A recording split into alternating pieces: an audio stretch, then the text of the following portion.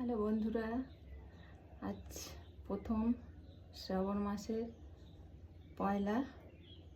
তো আমি এই বাবার নিয়ে শ্রাবণ মাসে কিছু কথা আপনাদের কাছে তুলে ধরছি। এই শ্রাবণ মাসে যে শুধু সোমবার বলে বাবার কৃপা পাবে তা না, এই মাসটা পুরো বাবারই কৃপা পাওয়ার মাস। তো প্রতিদিন কিভাবে বাবার কৃপা পাওয়া যায় সেগুলো আজ আমি বলবো। দেখেন, এই যে প্রথমত কথা হচ্ছে, আজকের দিন থেকে সবুজ চুড়ি পরতে হবে। এই আমি পরেছি সবুজ চুড়ি। আর এই শ্রাবণ মাসে যতটা পারবে সবুজ জামা কাপড় ব্যবহার করবে, খুবই ভালো। আর শ্রাবণ মাসে প্রতিদিন নিত্য পুজো কিভাবে করে, যেরকম করেন সেইভাবেই করবেন, প্রতিদিন বাবার কৃপা পাওয়া যাবে। তবে বন্ধুরা, বাবার ভক্তরা যারা, বাবার পুরো সারা মাসে কৃপা পেতে গেলে একটু নিয়ম বিধিতে চলতে হবে, ব্রত পালন করতে হবে, পুরো সারা মাস নিরামিষ খেতে হবে। আর পুরো সারা মাস বাবার কৃপা পেতে গেলে পাওয়ার জন্য সারা মাস ব্রহ্মচারিণী থাকতে হবে, তবে বাবার সারা মাস কৃপা পাবেন। আর সোমবারটা হচ্ছে শুধু জল ফল ফলাহার করে থাকতে হবে, সেদিন অন্ন গ্রহণ করা যাবে না। আর এমনি সারা মাস নিরামিষ খাওয়া যাবে। তো আমি বাবাকে কিভাবে পেলাম, বাবাও আমার স্বপ্নেই পাওয়া, বাবাকে কিভাবে আমি প্রতিষ্ঠা করলাম সেই বাবার নিয়েই কিছু কথা আমি তুলে ধরছি। প্রথম 3 বছর আমি যখন বাবা মায়ের স্বপ্ন কিছু বলতো না, স্বপ্ন দিত যে বাবার কাছে আমি জল নিয়ে যাচ্ছি, তারকেশ্বরে আমার বাবার কাছে জল নিয়ে যাচ্ছি। তো আমি 3 বছর বাবার কাছে পায়ে হেঁটে, বাঁকে করে, খালি পায়ে 3 বছর আমি বাবার কাছে জল নিয়ে গেছি। তো লাস্ট বছর যেই বছর যায় সেই বছর বাবার কাছে জল ঢেলে দুধ পুকুরে স্নান করে বাবার কাছে মানত করেছিলাম যে বাবা, আমি যেন তোমাকে আমার বাড়িতে প্রতিষ্ঠা করতে পারি। আর তখন আমার মন্দির ছিল না, তোমার থাকার জায়গা তুমিই করে নিও। তবে সেই মনস্কামনা আমার পূরণ হয়েছে, আমার মন্দির হলো, বাবাকে প্রতিষ্ঠা করলাম। তারপর আমি বাবাকে বলেছিলাম, তোমায় প্রতিষ্ঠা করার পর 1 বছর আমি তোমার সন্ন্যাস করব। দিয়ে 1 বছর আমি সন্ন্যাস করেছিলাম, যেটা চড়কের সময় হয় চৈত্র মাসে। 1 বছর সন্ন্যাস করেছিলাম।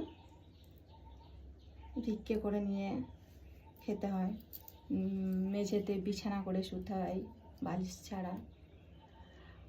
প্রতিদিন ভিক্ষে করে নিয়ে এসে হোক ভুসি করে খেতে হয়। তো বাবার এইভাবে আমি 13টা শুনেছিলাম, যারা বাবার শ্রাবণ মাসে চৈত্র মাসে সন্ন্যাস করে, মেয়ে হোক বউ হোক, তাদের মানে ওই সময় মেয়েদের যেটা মাসে হয় সেটা বন্ধ থাকে। আর বাবার নিষ্ঠাভাবে পুজো করলে বাবা যদি সন্তুষ্ট হয়ে যায় তখন সেটা হয়ে যায়। তো আমি 13 দিন করেছিলাম। 13 দিন করার পর আমার মাসে যেটা হয় সেটা হয়ে গিয়েছিল। তারপরে আমি প্রথম করেছিলাম, জানতাম না। তারপরে যারা করতো তাদের আমি জিজ্ঞাসা করলাম যে এই ব্যাপার।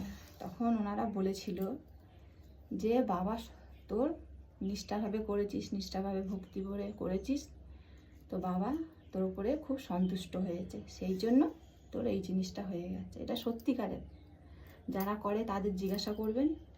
বাবা যদি মানে ভক্তি ভরে নিষ্ঠাভাবে পালন করা হয়, খুব তাড়াতাড়ি বাবা সন্তুষ্ট হয়ে যায় ভক্তর প্রতি। তো আমার মধ্যেও সেটাই হয়েছিল। তারপরে সেই থেকে বাবার নিত্য পুজো এইভাবেই প্রতিদিন আমি করি। আর প্রতি সোমবারে বাবা আমার মধ্যে ভর করে, প্রতি সোমবারে। আর এই মাসে পারলে আপনারা বাবার যে ভক্তরা প্রতিদিন দুবেলা বাবা যেরকম সেবা দেন সেরকম সেবা দেয়, আর সকাল বিকেল বাবার নমঃ শিবায় জপ করবেন।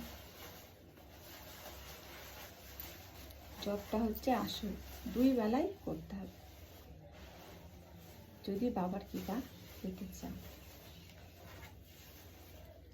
বাবা তো অল্পেই সন্তুষ্ট, তাই বাবার কৃপা পেতে গেলে একটু কষ্ট করতেই হবে। এই 1 মাস খুব তাড়াতাড়ি সকাল সকাল ঘুম থেকে উঠতে হবে, একটু স্নান টান করে কিছু না খেয়ে আগে বাবাকে সেবা দিয়ে দেবে। সেবা দিয়ে বাবার পুজো ইত্যাদি করে তারপরে তোমরা সেবা গ্রহণ করবে। সারা মাস যদি কৃপা পেতে চান, বাবার আশীর্বাদ সারা মাস পাবে। আমি এই জন্য বাবার কথা আজ কিছু বললাম। এই যে বাবার জন্য মালা করেছি, বাবাকে আজ খুব সুন্দর করে সাজিয়েছি। এইভাবে মানে পুরো মাসটাই আমি এইভাবে বাবাকে সাজাবো, প্রতিদিন এইভাবে ফুল দিয়ে বাবাকে সাজাবো, বাবার সেবা করব। এই যে এই মালাটা আমি এখন বাবাকে পরিয়ে দেবো।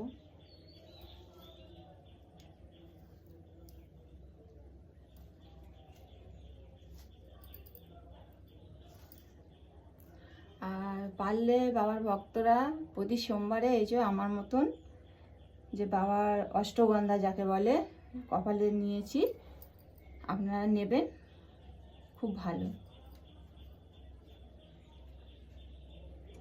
বাবার কাছে এটাই প্রার্থনা করি, বাবার কৃপা যেন সবার উপর থাকে, সকল ভক্তর উপরে থাকে।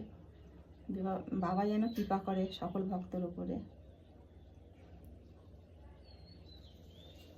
বাবাকে মালাটা পরিয়ে দেবো।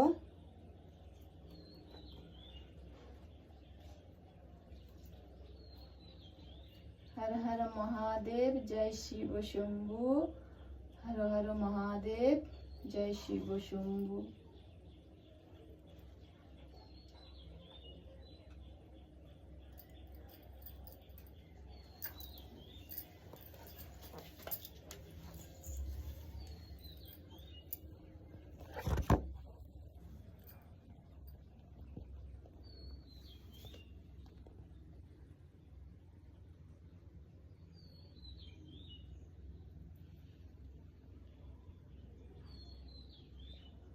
এই যে বাবার প্রতিদিন ফুল, আমাদের গাছ আছে, গাছ থেকে ফুল তুলে এইভাবে বাবাকে প্রতিদিন, বাবা মাদের সকলকেই এইভাবে নিত্য পুজো করি। এই বলে এখানেই